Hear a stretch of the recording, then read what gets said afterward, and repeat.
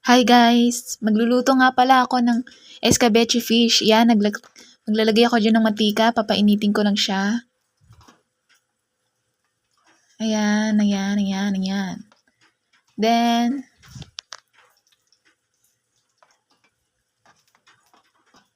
mainit na daw. So, ilalagay ko na yung fish. Ayan, hintayin ko lang siya maging brown. Or light brown. Then, nagiwa ko dyan ng sibuyas. Ayan. Wow, ang galing ko pala maghiwa. Then, isinunod ko yung bawang. Yan. Isang buong bawang. Then,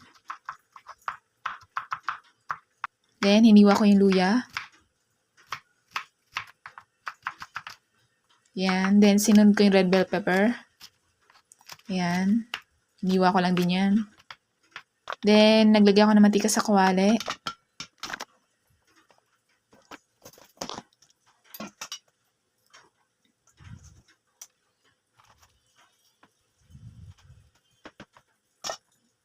Knock. Then, ilalagay ko na yung onion. Yan, gisa-gisa.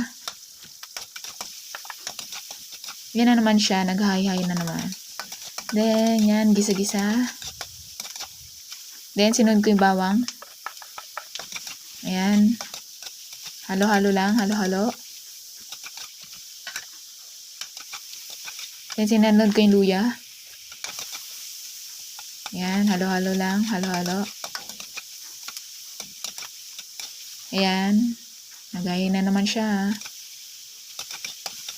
Ayan. Nagmumuni-muni muna ako dyan. Ayan. Halo-halo. Then, niligpit ko yung mga kalat. Then, kumukuha na ako ng tubig niyan. Pero, ang tagal ko dyan.